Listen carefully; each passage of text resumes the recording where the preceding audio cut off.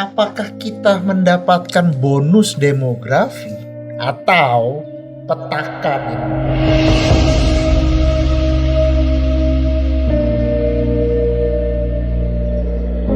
Kalau misalnya kebanyakan manusia yang harusnya produktif tapi kagak ada pekerjaan karena semuanya udah digantiin sama AI, ya hancur lah, pasti.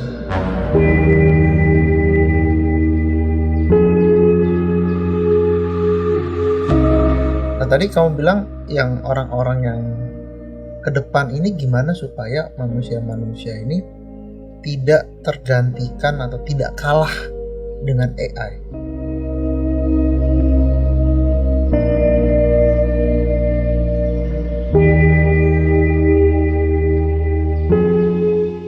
Oke, selamat datang lagi di Satu Cerita. Aku Andre Papois dari Satu Ilmu. Nah, kali ini aku kedatangan temanku, Christian.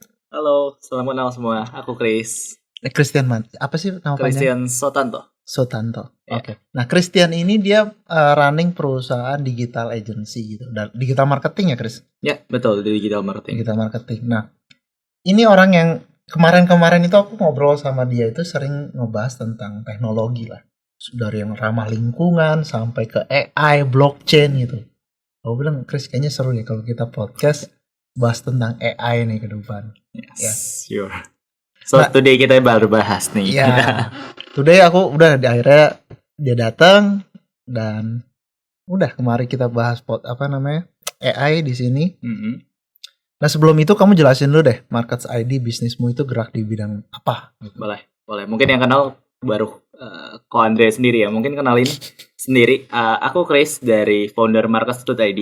Jadi fokusnya bisnisku adalah di performa digital marketing agency. What differences kita daripada digital agency lain adalah kita fokus in performa. Jadi sebenarnya funneling, gimana kita ngoprek iklan sampai iklan itu bisa ngembangin sih.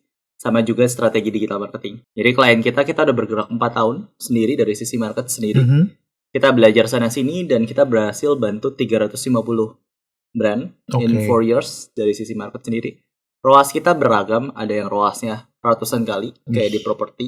Yep. Ada juga kita yang ROAS puluhan kali juga di fashion. Kayak kita pernah bantu itu di fashion itu ada yang average months-nya ROAS-nya 15 kali. Wih, mantap. Pas lagi momen-momen lebaran, because the fashion apalagi di in muslim, kita pernah bantu 145 kali. Buset naik ROAS 10 kali. Betul. ROAS 15 udah gokil itu. Betul, karena di sini adalah supply demand. Jadi sebenarnya gimana kalau nanti mungkin long story short-nya adalah sebenarnya kalau kita lihat di semua bisnis itu punya siklus. Jadi ketika biasa orang itu salah ngebakar budget di momen yang salah aja udah.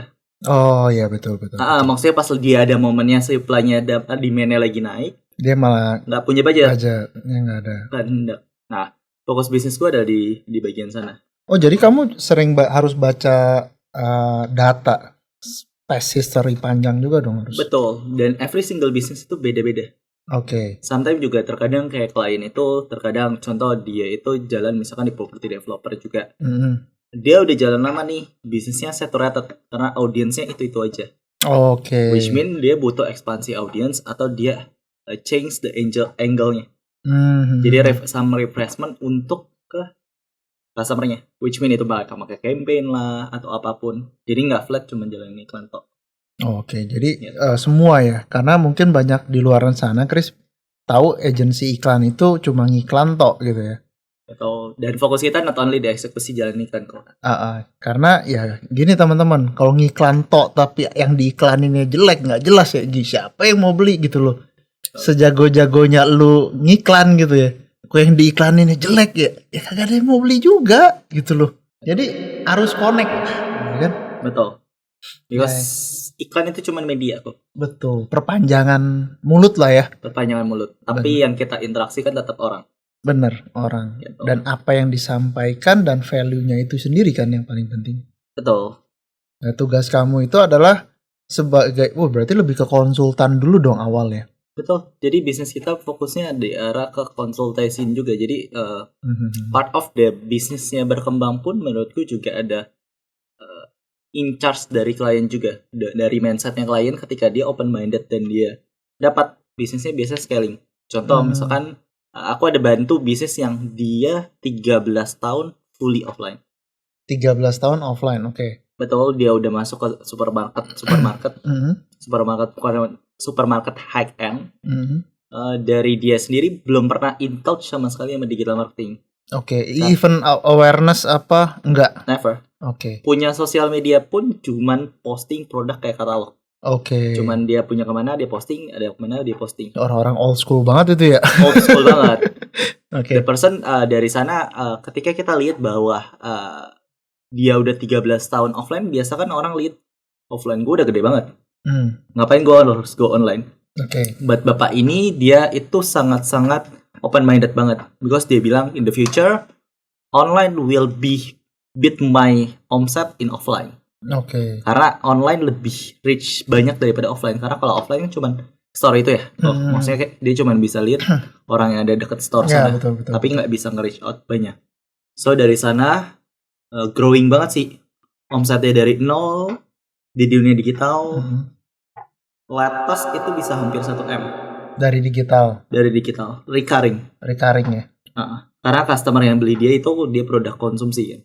Oke, nah ngomong-ngomong untuk masalah marketing kan, kita kan menjangkau banyak manusia gitu loh. Betul. Nah ngomong-ngomong manusia nih, Indonesia kan makin banyak, Chris. Betul. Orangnya gitu loh. Yang katanya orang bilang Indonesia bakal dapat bonus demografi.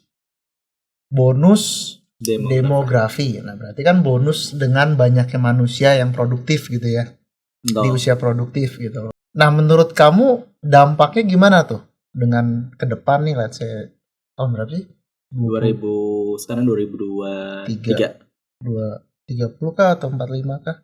Kalau Indonesia Emas katanya 2045. Betul, jadi ekonomi ketiga ya di dunia. So kalau menurutku bonus demografi itu ada pedang bermata dua sih.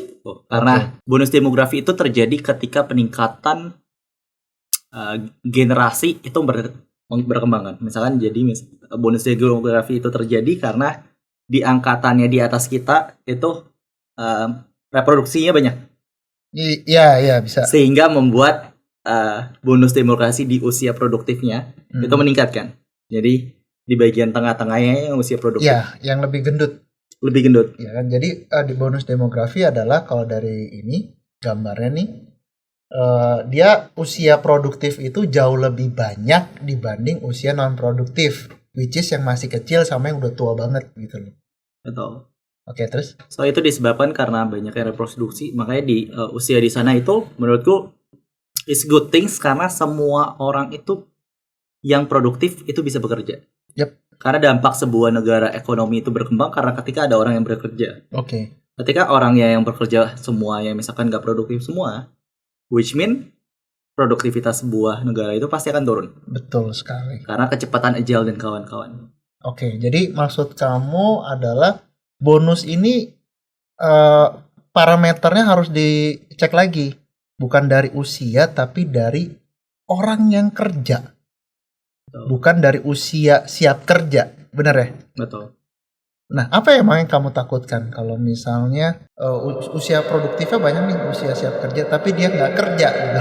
Nah, ini yang jadi fata morgana di bonus demografi sendiri sih kok. Maksudnya kita sadari bahwa this is a good things ketika itu bisa digunakan dengan sebaik mungkin dan semua bisa mendapatkan lapangan kerja dan semua produktif, bisa meningkatkan skill yang mereka. Oke. Tapi ketika bonus demografi itu jadi kita akan lebih tinggi banyak kompetisi. Karena kenapa? Lapangan pekerjaannya lebih sedikit, tapi ya orang yang mau bekerja lebih banyak. Benar. Which mean tingkat pengangguran pasti akan naik. Yeah. Tapi dari balik sendiri dari sana, kalau aku lihat itu salah satu yang ditakutkan. Apalagi bukan cuman bonus demografi yang kita hadapi di negara Indonesia sendiri. Tapi kita bisa lihat bahwa dari India coy. Betul, dari India ataupun negara-negara tetangga itu bisa masuk ke Indonesia karena kerjasama bilateral. Yep. Which mean kita jadi bukan cuma kompetisi in our field, tapi with another. Dan which mean India juga bonus demografinya juga tinggi. Dia lebih banyak dia. Lebih banyak lagi. So kita berantem bukan the only di tempat kita. Oke lah. Nah sekarang kita masuk nih ke AI. Kalau kita lawan kompetisinya masih sama-sama orang, masih oke lah menurutku lah. Maksudnya dia kagak bisa, orang India kagak bisa bahasa Indonesia gitu loh. Ya, Tapi orang setuju. India jago bahasa Inggris kan gitu. Ya, ya. Ya. Nah tapi kalau lawannya AI gitu, ChatGPT, Bard, itu gimana? Gitu loh. Nah, itu yang harus diperhatikan ketika sebenarnya menurutku adalah di bagian sini AI itu nggak ada batasan. Jadi batasannya maksudnya kalau kita waktu kita pasti ada tidur dong. Manusia yes. Ya mungkin kita fully nggak bisa tidur dalam 1 tahun. Mungkin kita akan terjadi penyakit dan Udah kawan-kawan. mati.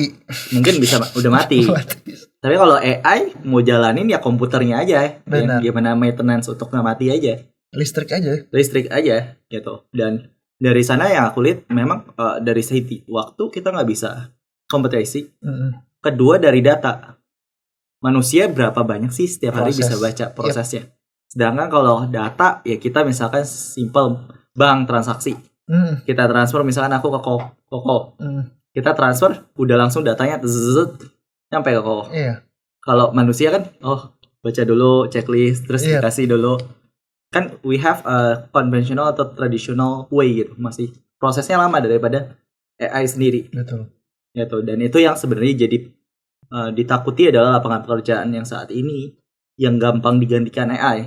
Nah, jadi kesimpulannya adalah apakah kita mendapatkan bonus demografi atau petaka demografi?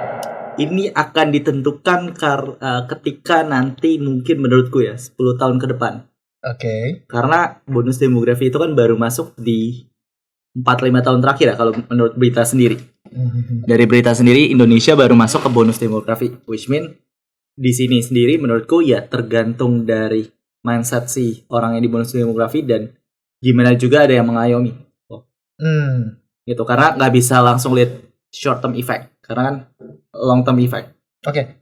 Mengayomi ini gimana maksudnya? Mengayomi itu maksudku adalah gini, ketika kita bisa menggunakan dia punya misalkan dia punya kesempatan dan kawan-kawan nih untuk belajar dan kawan-kawan, tapi nggak diberikan tempat ataupun kesempatan untuk mereka melakukan. Contohnya misalkan yang ngasih siapa? Betul, balik lagi yang ngasih siapa. Nah balik-balik yang ngasih siapa bisa dari company, bisa juga dari pemerintah kan. Nah, gimana about the program? Nah kalau kayak gitu agak susah gitu. Sedangkan kan kalau kita ngomong murni kapitalis, pemerintah nggak usah ikut campur untuk urusan ekonomi. Ya paling kan cuma ini doang, kebijakan ini aja, kebijakan tax, ya kan sama bank sentralnya gitu untuk mainin ekonomi gitu loh. Kecuali sosialis. Nah jadi menurut kamu gimana nih prediksinya deh dari sudut pandang kamu sendiri deh, langsung nggak usah sok-sok netral gitu loh.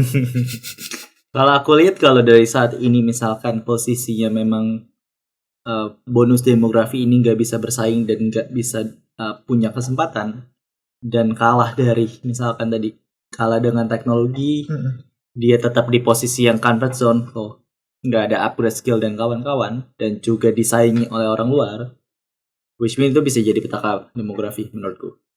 Nah kalau aku sendiri sih udah pasti ini malah jadi masalah. Petaka demografi udah pasti bukan bonus menurut aku ya. Karena simple prediksi aku. Karena fundamental kita ekonomi, dalam sistem ekonomi manajemen bisnis kita mengeluarkan upaya yang serendah-rendahnya untuk mendapatkan hasil yang semaksimal-maksimalnya. Itu udah prinsip ekonomi, udah pasti. Nah effortnya kita semakin less dengan adanya AI. Contoh deh kemarin aku bikin logo Bali Investment, kagak pakai graphic designer. Cukup aku kasih di web apa gitu, banyak banget lagi web aku juga nggak tahu. Kasih promptnya property, investment, sustainability, eco-friendly, bla bla bla gitu loh. Investment, enter, jebret itu ribuan langsung keluar. Anjrit. Oke aku pilih, bisa di love dulu lagi, kayak di iPhone gitu pindahin love. Dia masuk folder mana favorit. Dari situ aku pilih lagi, aku pilih, terus bisa diedit lagi. Tinggal aku rubah warnanya, fontnya. Itu hitungan menit coy. hitungan menit. Nah pertanyaannya kalau misalnya kebanyakan manusia yang harusnya produktif tapi kagak ada pekerjaan karena semuanya udah digantiin sama AI, ya hancur lah pasti. Tapi balik lagi, menurutku ya kok, secara revolusi perkembangan zaman dari dulu sampai sekarang, the ultimate skill yang punya dimiliki manusia adalah adapt. Yes, aku setuju. Karena in every single posisi, contoh kita anggap dulu industrial. Yep. Industrial sangat menyerap pekerja. Dulu orang mungkin di satu pabrik bisa ratusan ribu pekerja yang kerjain. So pas lagi masuk mungkin latest kayak 10-15 tahun terakhir masuklah automation dengan mesin sendiri. Tapi kalau sadar nggak sadar adalah bahwa ada terjadi shifting. Yep. Bahwa ada lapangan yang kebuka. Memang tutup tapi ini kebuka. Betul. Sama kayak di AI. Karena menurutku kayak AI maybe bukan jadi kita, ya maybe administrasi yang gampang itu bisa digantikan. Tapi pasti yang hal-hal yang about the creativity, thinking, strategical itu yang agak sulit digantikan AI. Justru dari ChatGPT itu semua yang strategical loh dan kreatif loh. Betul. Tapi posisi saat ini strategi yang diberikan, let's say aku contoh ketika kemarin aku wanna using for my business sendiri ya, for the strategy level and creativities, itu kebanyakan data yang dia ambil, dia cuma comot data, dia pakai data itu, jadi sehingga itu bukan sebuah yang kreatif unik dari dia. Oh gini, kalau ChatGPT aku kan dari paket ChatGPT itu untuk bikin satu assessment psikologi ya, namanya Metode Kaya. Itu promnya udah berapa baris itu? Udah ribuan aku. Karena aku udah pakai satu conversation itu nggak berubah selama 4 bulan. Oh oke. Hampir ya mungkin every day, sekarang mungkin weekly aku main nanya-nanya terus gitu. Oke, the question. Jadi udah kaya banget itu. Tapi emang ada satu titik dia tidak menciptakan sesuatu yang baru. Jadi bahasanya mereka tidak bisa, si ChatGPT ini dari pengalaman aku ya, itu belum bisa mensintesa sesuatu yang baru. Tapi dengan itu ChatGPT aja itu aku ngebut banget loh. Yang harusnya secara normnya itu aku punya berapa banyak tim psikolog, ini nggak perlu. Dia mempercepat pengambil proses informasi data dan sudah di-pack dengan sesuai dengan kebutuhan kita. Betul. Nah, kalau misalnya kurang puas ya kita minta yang lain. Betul. Dan menurut aku ini problem loh. Karena emang benar, aku sepakat sama kamu untuk masalah manusia itu emang paling hebat itu adalah adaptasi. Yes, aku sepakat banget sama kamu. Yang membedakan human dengan spesies lain gitu ya. Tapi kalau kita ngomong konteksnya adalah ekonomi bebas, kapitalisme gitu ya. Ini kayak menurutku nggak match gitu loh. Gimana ya? Kayak tadi bahasanya, mungkin kalau yang zaman dulu itu kita bisa nyebar tuh rata tuh. Aku dagang kopi di Cipondoh, kamu dagang kopi di Meruya gitu. Kita nggak berantem nih. Ya, betul. Nah sekarang adanya online, kita bisa berantem. Betul. Karena semua punya akses sama di layarnya mereka masing-masing. Jadi komoditas kan. Yes. Dan jadi nggak ada benteng geografis lagi gitu loh. Betul. Dan begitu juga dengan AI ini, kalau aku ngelihatnya ya, feel-nya ya. Ngejelasinnya gimana ya? Bumi segini, manusia itu udah banyak banget. Ya. Gitu loh. Dan nanti mungkin 40 atau 30% yang masih butuh manusia itu digantikan dengan AI. Nah sisanya ngapain gitu loh. Oke, cari kerjaan lain, kerjaan apa lagi gitu. Masalahnya tuh ekonomi segini gitu ya.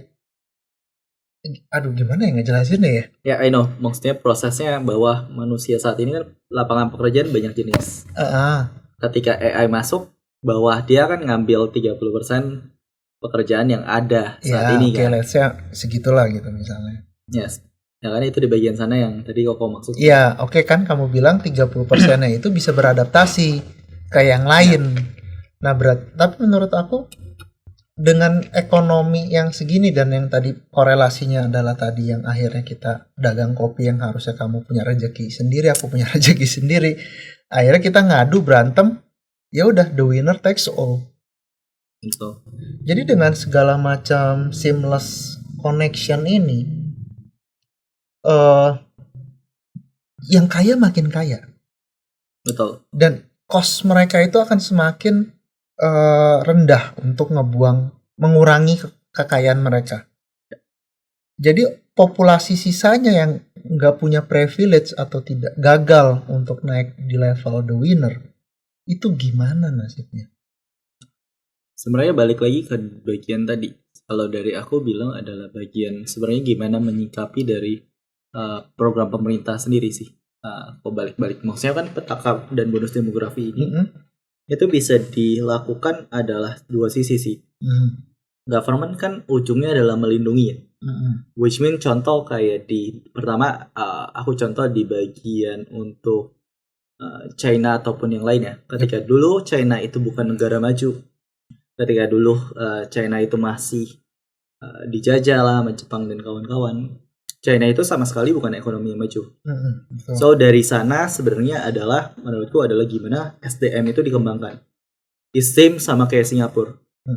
Singapura is not become negara maju yang which means saat ini every country itu trust credibility dari Singapura. So banyak banget company yang ditaruh di Singapura. Nah ujungnya yang aku lihat adalah ketika mereka itu bisa melihat dari governmentnya bahwa peningkatan SDM itu bisa ditingkatkan kok. Ketika yang tadi Koko bilang adalah petaka demografi bahwa yang skill 30% ini itu bisa ditingkatkan SDM, maka lapangan pekerjaan lain-lain mungkin akan muncul. Ada kreativitas baru muncul gitu ya. Betul. Contoh misalkan banyak banget sekarang ini bilang nanti bisa aja ada yang jadi AI prompter yang untuk bikin teksnya biar lebih mudah diakses, terus gimana bikin misalkan tools untuk apa.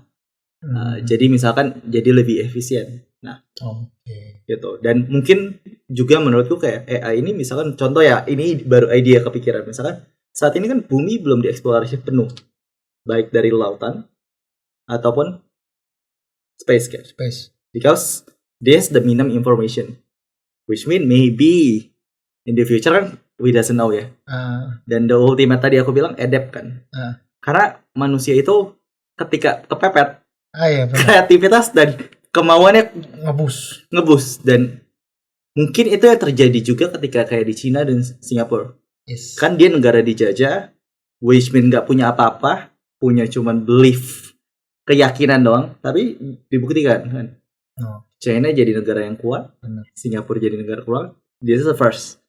The second one adalah gimana government itu melindungi bahwa sebenarnya AI saat ini itu belum ada undang-undang yang berlaku. Jadi pembatasan AI itu gimana sih? Karena AI ini bisa juga berbandang dua pedang. Bisa is positive thing, produktif dan kawan-kawan. Bisa untuk crime, kejahatan. Oh iya, itu mah udah wajar lah. Semua juga bisa. Namanya pisau aja lah. Betul. Tergantung orangnya. Dan ini yang masih belum diatur. Latest week itu ada Mark Zuckerberg, Tesla, dan beberapa company gede itu dipanggil untuk bikin undang-undang di Amerika untuk AI. Aku udah lihat beritanya. So dari aku lihat sendiri mungkin government Indonesia juga bisa membatasi penggunaan AI itu untuk posisi apa aja sih supaya percepatan ini diiringin juga perkembangan SDM. Kalau misalkan dia teknologinya lebih cepat diimplementasi semua oleh company, sedangkan perkembangan SDM saat ini, maka ini bisa jadi ya tadi tetap ada demografi. Iya, berarti kamu orangnya optimis lah ya. Cukup optimis terhadap ini. Ya, emang. Tapi balik lagi memang ujung-ujungnya ke diri kita sendiri ya, ke manusianya. Makanya kenapa pengetahuan itu penting sekali ya. Pasti. Nah, balik lagi nih kalau kita ngomong AI nih. Udahlah lanjut aja ngalir.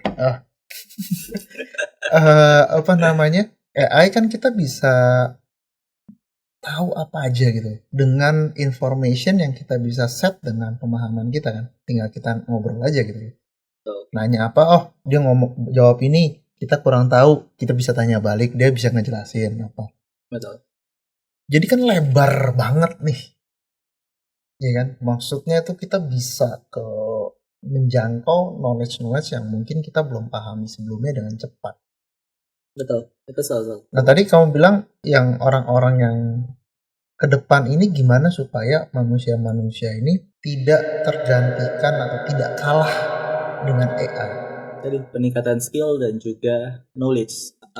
Yang which mean saat ini kan pengembangan itu malah menurutku bisa jadi hal yang Oke deh, aku spesifikin deh. Misalnya, apakah perlu spesialis atau generalis? Kalau tadi ngomong skill dan itu kan wide banget deh. Skill yang kayak gimana nih? Aku harus pantek di satu skill aja, dalemin sampai mentok, atau aku lebarin nih skill aku gitu loh.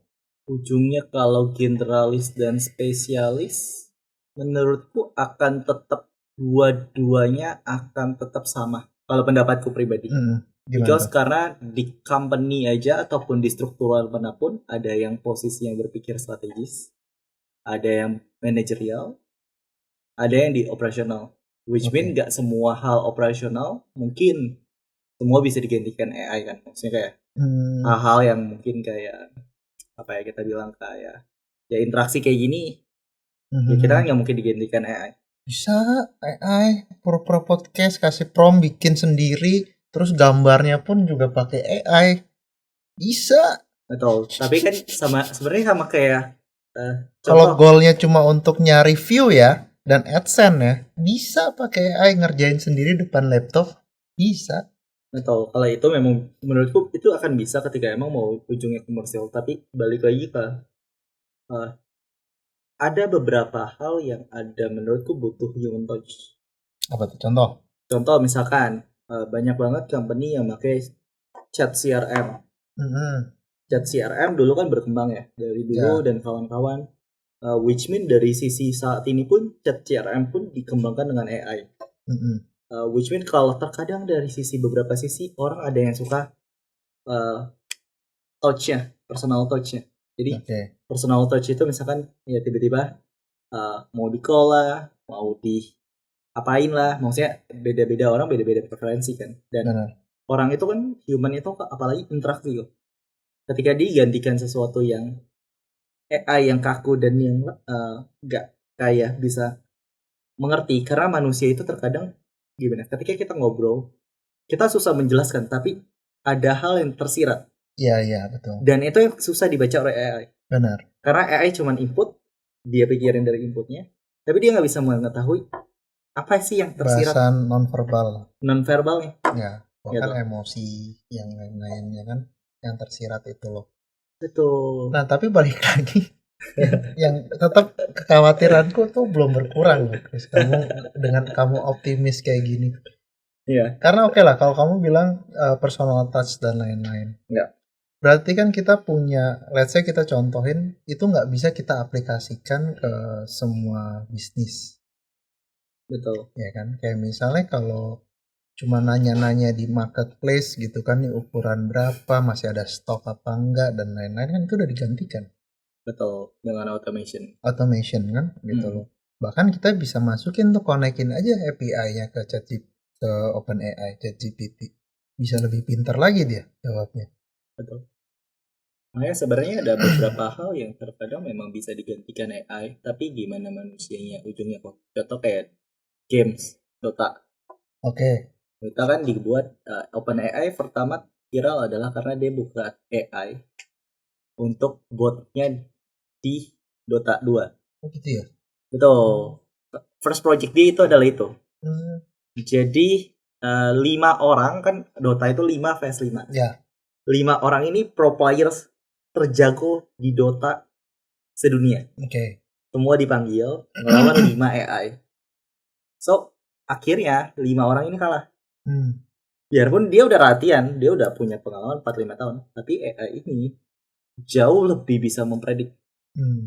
Karena segala sesuatunya dia bisa predik dan dia udah prediksi dengan 1 juta kali simulasi. Which mean ini jadi nggak fair karena manusia cuma bisa berpikir berapa step, tapi AI udah bisa berpikir berapa step, berapa Cara kerjanya beda.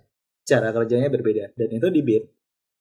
Dan which mean menurutku wajarly ya memang itu jadi satu kompetisi kan.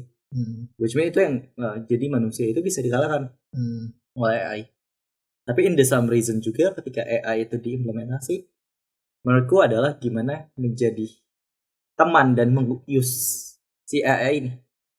Jadi bukan jadi kita dikalahin AI, tapi gimana AI ini membantu perkembangan dari bisnis kita, sehari-hari kita. Jadi sebenarnya AI ini kalau dari pengalamanku ya, dengan adanya ChatGPT dan Bard dan membuat desain-desain lainnya gitu. Ya. Ini membantu banget buat teman-teman UMKM sebenarnya. Betul. Yang perusahaannya masih kecil, bahasa itu ada buku Company of One, aku ada baca, lupa penulisnya siapa. Itu sangat ya, ibarat kata kita mau apa, kamu nggak perlu hire orang hukum, kamu nggak usah bayar psikolog, hire apa, tinggal nanya aja gitu. Kamu tinggal ngobrol, nanya tentang masukin aspek bisnis kamu, apa yang perlu dikoreksi gitu. Bahkan kayak aku sekarang ya, so mulus kan aku lagi mau bikin promo nih. Bukan promo sih, ini agak curang sih maksudnya, ngedisrupt bisnis model. Subscription bisnis. Di kecantikan. Nah, bingung kan lu. Nah, itu aja aku ngobrol sama ChatGPT. Dia bilang, oh ide yang bagus. Gini. Terus aku tanya, menurut kamu gimana kelemahan dan kekurangannya? Kelebihan dan kekurangannya. Dia jelasin kayak kekurangannya. Oh kekurangannya oke aku bisa cover gini. Ya udah, terus apa lanjutannya gitu. Jadi kayak udah langsung ke mapping cepet banget gitu loh. Yang harusnya mungkin aku hire 1 orang, pikirin dong ini apa segala macam. Nggak perlu, hitungan menit selesai gitu loh. Nah itu hal yang bagus di UMKM, makanya teman-teman UMKM tuh sebenarnya pakai tuh ChatGPT, bayar lah cuma $20 yang 4.0, itu enak banget asli. Nah, kendala orang saat ini adalah cara menggunakannya juga. Nah ya itu juga yang banyak yang salah tuh. Banyak, jangankan orang lain lah, di sini aja tim gue aja banyak pakai ChatGPT. Pakai kok ya kayak ini ya. Coba lihat chatnya kayak gimana. Lah lu tuh mah googling bukan ngobrol. Makanya dia menggunakan ChatGPT kayak googling. Itu salah. Kasih dulu konteksnya, kasih tahu data, kamu kasih aja semua. Yes. Jadi sebenarnya ada metode yang bagusnya. Pas kemarin aku bisa baca satu artikel, itu ada RDQ. RDQ. Apa tuh?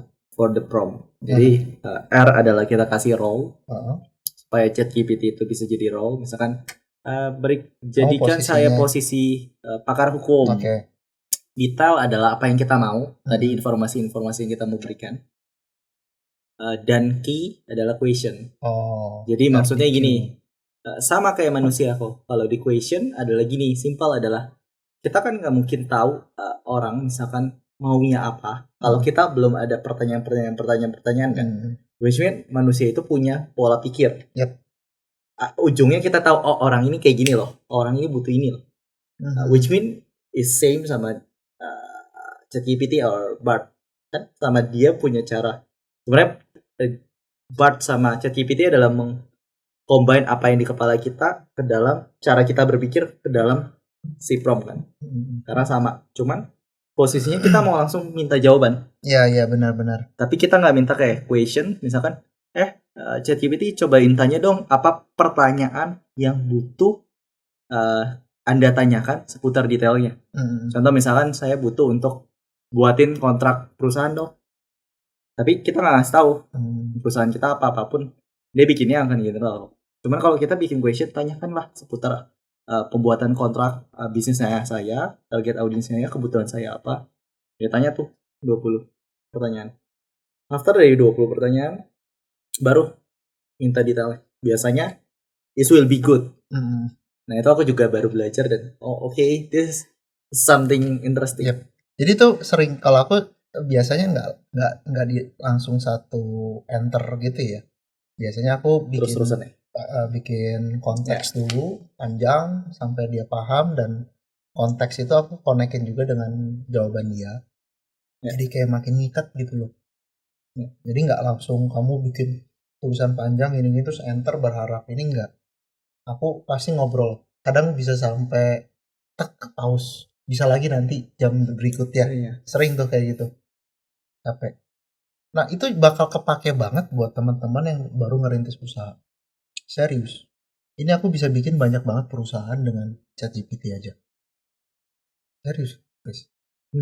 Nah, Setuju. tapi untuk level-level teman-teman yang udah bisnisnya gede banget, ya itu lebih sifatnya mungkin lebih ke memvalidasi ide kalian kali ya. Gitu. Atau menggunakan di dalam bisnisnya dia juga bisa.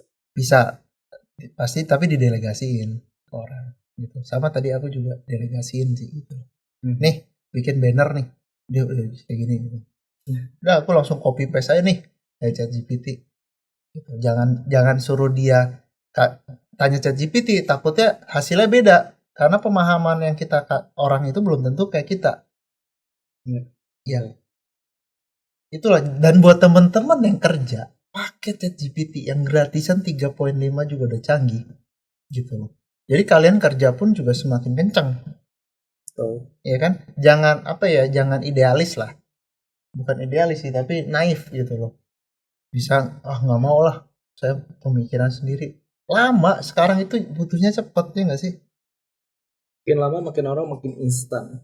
Iya, makin cepet gitu. Aku aja di konstruksi gitu ya. Aku cari vendor itu yang kerjanya cepet. Ini ada nih orang satu cepet banget gitu. Pak, ini coba cek lahan ini. Saya mau uruk segini butuh berapa? Hitungan menit. Pak, saya udah di lokasi. Gitu. Oh, ini di videoin sama dia. Keren. Udah langganan sama dia. Gitu loh. Oke, berarti kalau untuk masalah generalis atau spesialis itu tergantung lagi ya case-nya ya. Pendapatku pribadi. Tergantung kalau untuk konteksnya si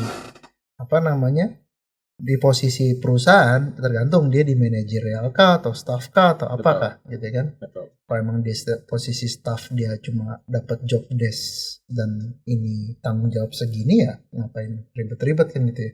Betul. Sama yang sebenarnya yang tadi hal yang AI akan disrupt menurutku adalah tadi yang dulunya satu orang, misalkan kayak kita, misalkan tadi kok bilang mau dapat informasi harus ketemu orang A, B, C, D, E, F, G. Sekarang jalurnya diganti oleh satu AI. Jadi kita nggak perlu hiring mereka, nggak usah bayar kan? Enggak. Kita cuma bayar ChatGPT doang. Kan itu yang akan dieliminasi sebenarnya. Betul. Proses administrasi. Dan waktu sih yang paling penting. Kalau misalnya mau mengvalidasi, mencoba tes ide aku nih, aku mesti meeting, bikin FGD sama tim-timku. Sekarang nggak perlu, langsung ChatGPT aja. Satu ChatGPT pengetahuannya lebih luas daripada mereka semua kok, digabungin juga. Ya. Mau gimana lagi? Ya, karena data satu dunia. Iya, yang training expert lagi. Ya. Intinya gitulah, AI ini bisa jadi petaka atau menjadi keuntungan, tergantung kitanya nih. Tapi yang pasti adalah pendidikan usia dininya ya. Maksudnya harus ditingkatin sih sebenarnya SDM. Maksudnya cara China ataupun Singapura untuk melakukan peningkatan SDM ya, dia paham ketika dia itu nggak bisa dari bawah doang, dari internal. Oh ya, ngomong-ngomong masalah ini, ada satu nih aku barusan kepikiran. Ya. Sekolah itu kayaknya tuh menurut aku kurang mengajarkan berpikir kritis. Di Indonesia dari pengalamanku ya, dari SD sampai kuliah, itu sangat kurang banget diajarkan untuk berpikir secara kritis. Sedangkan itu kunci untuk kamu bisa memanfaatkan ChatGPT dengan maksimal. Setuju. Kalau kamu cuma terbiasa nerimo, bahasa Jawa nih gitu ya. Iya. Dia ngomong apa, amin, itu bahaya. Tapi berpikir kritis ini loh, ini penting banget loh. Apalagi AI, kalau misalnya dia nerima aja nggak berpikir kritis, esensi dari artificial intelligence itu nggak kita harvest secara maksimal. Tengah menggunakan, jadi kita skip. Jadi Hmm. ya setuju sih kalau aku lihat, maksudnya dari sana ya perkembangan untuk standar kurikulum ya harus ditingkatkan. Which mean I am very appreciate dari menteri yang saat ini, Pak Nadiem sendiri, dia background in teknologi, ngediriin Gojek. Ujungnya dia buat satu standar kurikulum saat ini untuk yang ke atas itu adalah kampus Merdeka. Which mean itu mengikuti bahwa setauku itu dia bisa milih mata kuliah apa aja yang jadi fundamental yang harus, dan dia bisa pilih matkul yang dia mau. Oh gitu ya. Yes, so this is kayak perkembangan. Oh. Menurutku, which mean this is very good, karena ujungnya kalau kayak kita cuman statis nggak by passionnya kita ataupun kita nggak tahu minatnya kita, bikin susah kan. Maksudnya kayak ya banyak orang itu kalau di angkatan dulu atau di angkatan aku itu salah jurusan.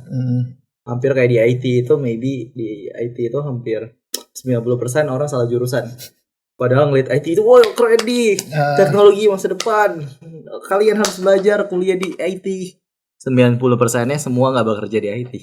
Nah itu dah, balik lagi ke pertanyaan itu kan kamu mau jadi spesialis tuh. Ya. Sekarang kamu bilang diri kamu spesialis atau generalis? Aku lebih generalis sih, jujur. Generalis. Yes, sebenarnya spesialisasiku yes ada, tapi aku nggak terlalu mendalami karena my yummy atau my soul, aku passion di 3 hal. The first adalah marketing, the second one is a sistemasi, and the third adalah bisnis. Oke. Jadi kalau untuk 3 hal ini, kalau dilihat secara garis besar, pasti aku orang yang generalis. Karena aku bukan orang yang kayak satu hal kayak dulu IT, udah di IT aja terus. It's very for me getting bored. Enggak, karena bisnis, definisi bisnis itu adalah ya sebenarnya bisnis. Banyak orang nanya aku, lu bisnis banyak banget, kenapa gitu? Ya kan gue pebisnis, bukan tukang kain. Salah. Benar gak? Benar. Benar dong. Benar. Iya kan? Kok punya ini properti apa, kan udah ada satu ilmu. Kan gue pebisnis, bukan guru les. Beda ya bos. Itu mindsetnya harus paham gitu loh. Kadang orang salah loh, padahal yang nanya pebisnis juga. Kadang suka salah mereka juga. Nah, itu yang terkadang jadi menurutku jadi bukan hambatan, kayak iketan, kayak lo bisnis harus di satu hal doang. Itu aku baru ketemu banyak orang juga terkadang kayak dia bilang adalah bisnis harus satu, dari hidup sampai mati cuma boleh satu.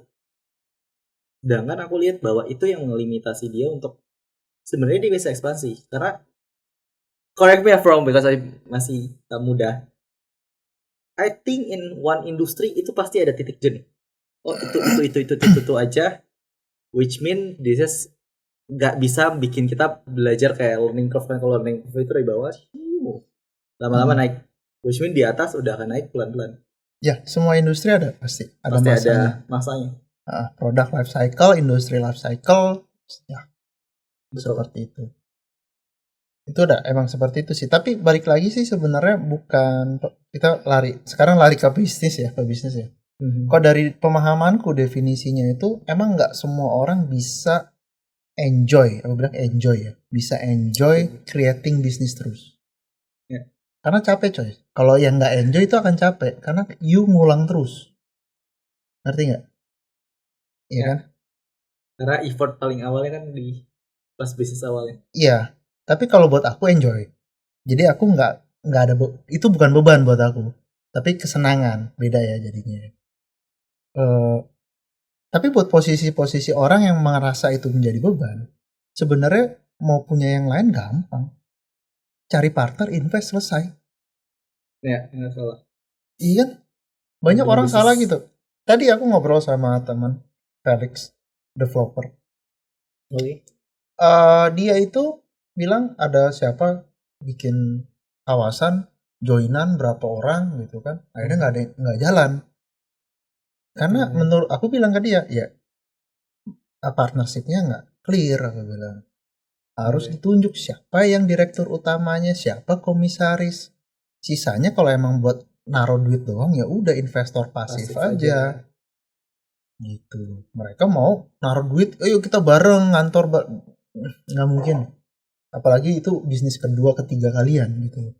Nggak ada yang mau fokusin ya, jadi Nggak ada, pasti harus dicari, pilih gitu. Itu yang setiap kereta itu harus ada masinisnya, setiap kapal harus ada nakodanya, itu udah pasti gitu loh. setuju. Nah, kalau nggak goyang-goyang bingung atau nggak pun diem di tempat. Kebanyakan orang kongsian joinan gitu berantem gara-gara itu, kagak clear di depan, tujuannya beda, yang megang rebutan megang kendali, karena balik lagi tujuannya aja nggak jelas. Ketika jalan rebutan kendali, gue mau ke kiri, gue mau ke kanan, lah gimana? Kalau tujuannya udah jelas masih mending tuh, ya kan, mau ke kiri ke kanan Ujungnya sama. sama gitu loh. Tapi yang paling bener tujuannya harus jelas, terus siapa kasih kepercayaan, sepakat gitu ya, yang megang kendali siapa, sisanya ya invest ngebikin kapal kan gitu. Itu yang paling bener. Oke Chris, thank you banget udah datang ngebahas AI, ngebahas apa kita ini. Nggak tahu terlalu much. Ngalor gitu. Ya intinya mudah-mudahan teman-teman bisa dapat insight lah ya. Ini karena emang kita nggak textbook, kita ini langsung dadakan. Yeah. Apa yang kita alami ya gitu loh. Dan kita ketahui gitu loh. Oke, terima kasih buat teman-teman. See you on the next video. Bye bye.